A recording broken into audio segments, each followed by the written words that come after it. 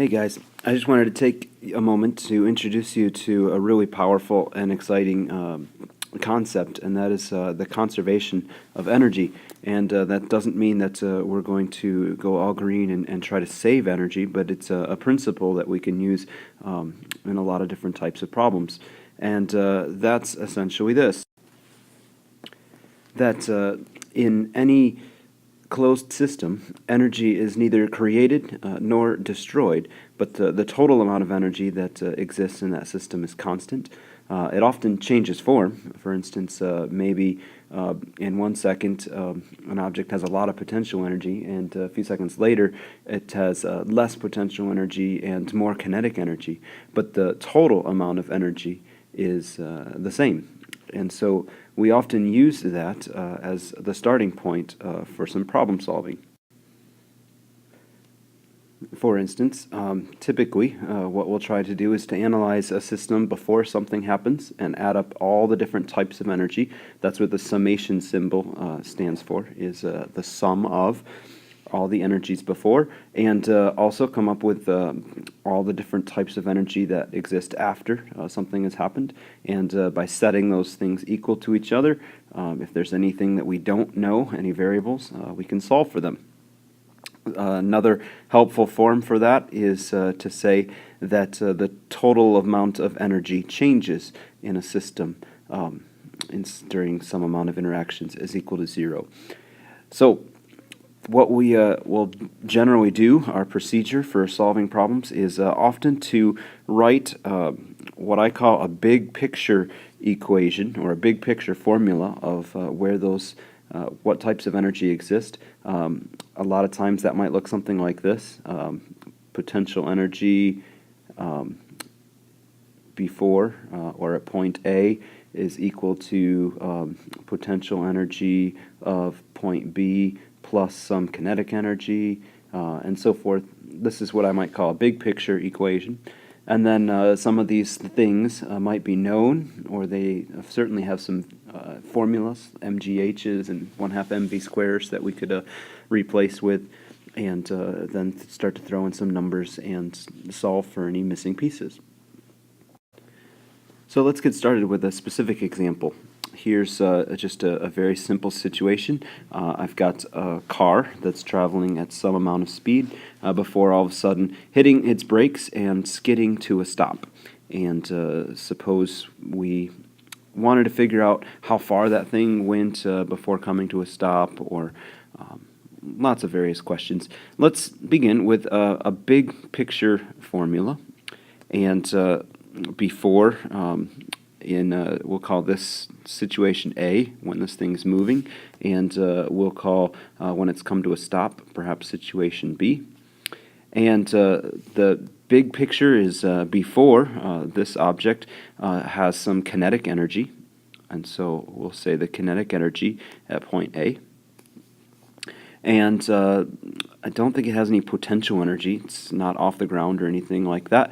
So we'll just call it KEA, and I think that might be good enough for now. We can always further complicate things later if we need to. And let's say that that's equal to, and what sort of energy does it have at point B? Well, I'm assuming at point B that it isn't moving anymore, and so it doesn't have any kinetic energy anymore. It has come to a stop, and what has caused it to come to a stop has been this work that friction did on the object. And so I'll say that this kinetic energy turned into work that was done. And so there is a big picture equation, and now we can create an equation from that and start to substitute in some formulas or values that we know. Kinetic energy, the formula for kinetic energy is 1/2 mass times velocity squared. And the work equation is force times distance.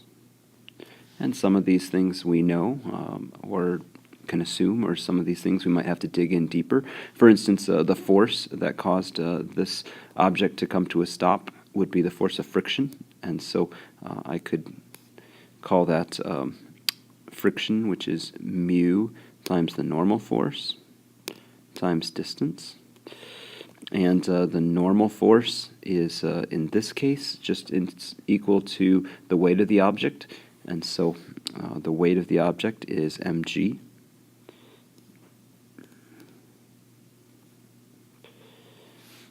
And so I've got 1/2 mass v squared is equal to mu times mass times gravity times the distance that this thing has traveled. And that's what it asked us for, and so that's our variable. Everything else we either know or we're going to need to find somehow. And they told us the mass, so we can fill that in. 1/2 of 1400. And they told us the velocity at the beginning was 18 meters per second. And they told us the coefficient of friction is 0.6. And the mass, again, was 1400. Gravity, we'll assume we're on Earth, so that can be 9.8. And it looks like everything in this equation we know except for D.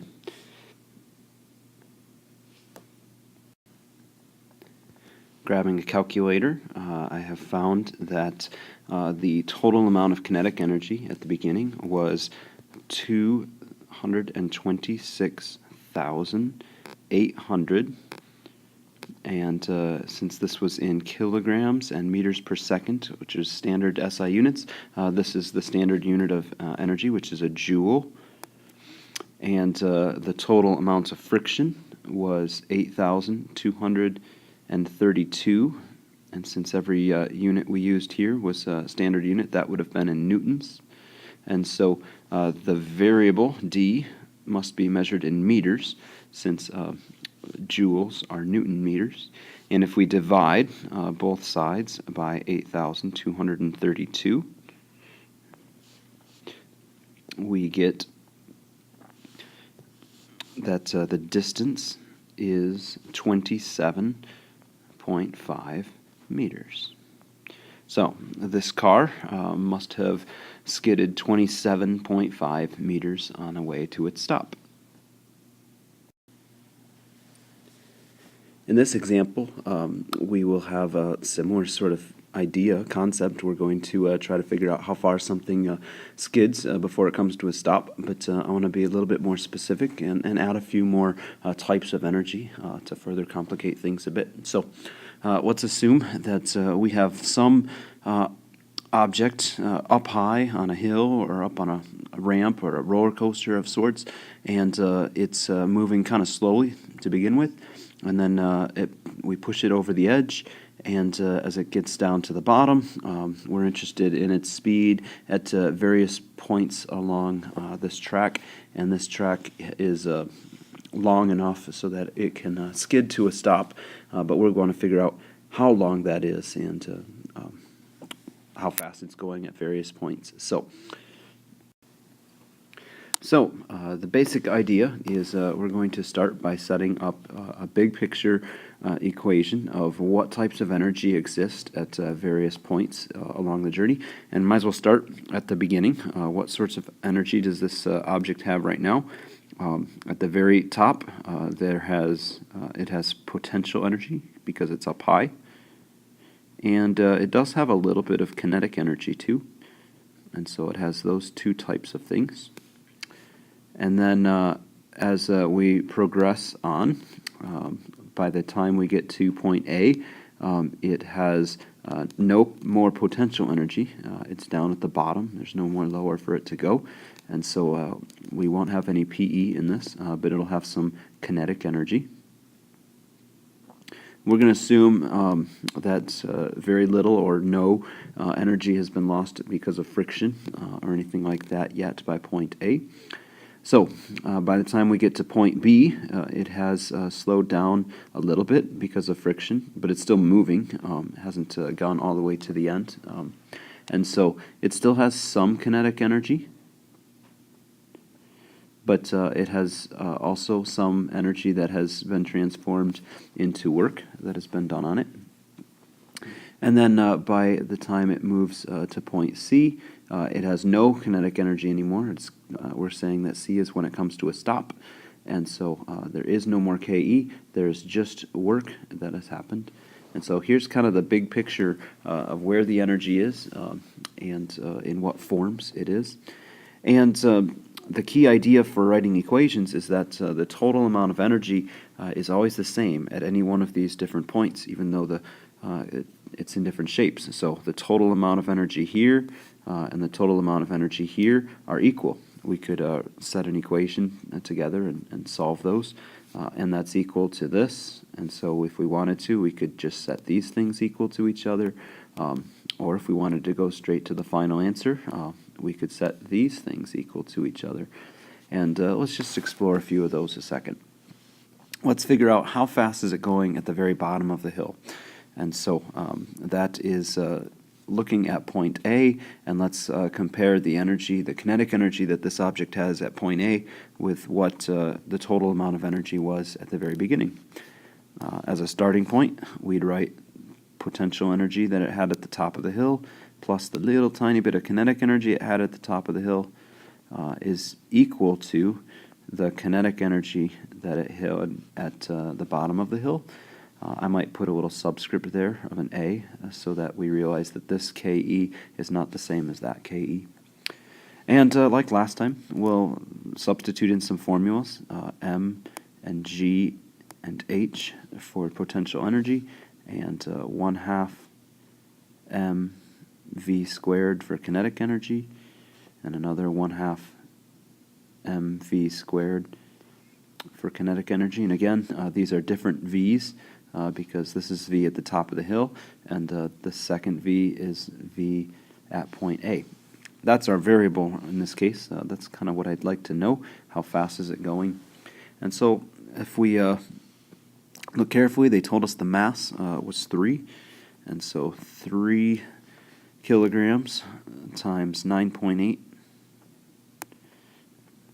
times a height of 45 meters.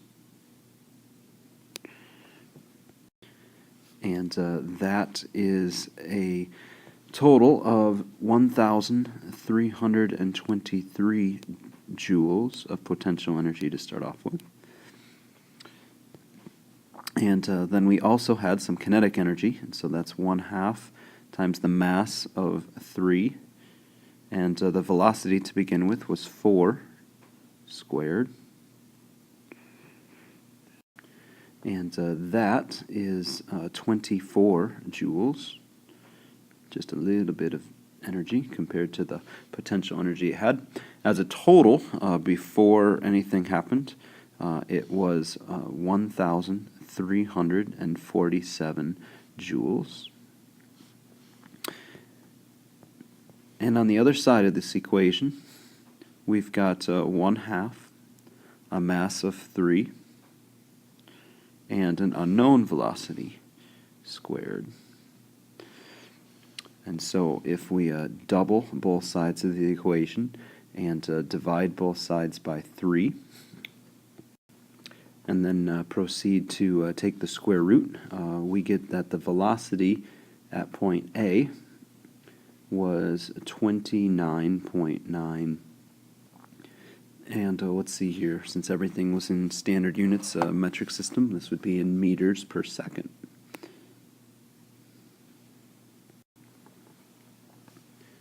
If we want to figure out how fast it's going after it's traveled a little bit of a distance, we can do a similar sort of calculation.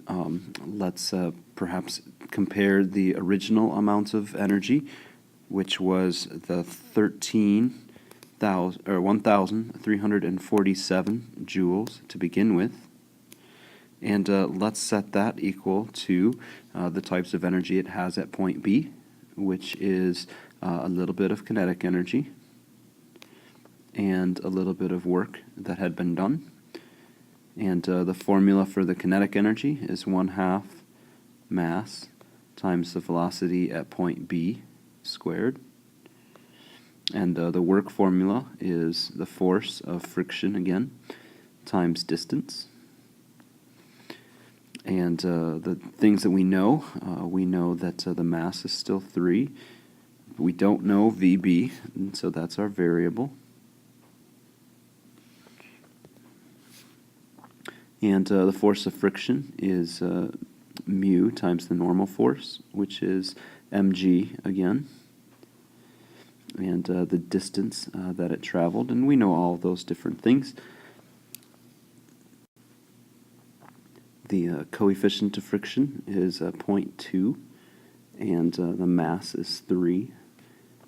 Gravity is still 9.8, and we chose an arbitrary distance of 10 meters. And that's a total of 58.8 joules. And that's equal to 1,347 joules minus that little bit of kinetic energy. So putting this all together, if we subtracted 58.8 from both sides and double both sides to get rid of the 1/2 and divided both sides by 3 and ultimately took the square root, we get that the velocity at point B has slowed down a whopping nothing, basically. It's still pretty fast. I got 29.3 meters per second, but it has slowed down a little bit. And the last question is very similar to the question that we had to begin with, and so I'm going to have you try that. If you want to try that on your own a second, go ahead and pause the video now and see if you can calculate it, and then I'll have my answer up in just a second.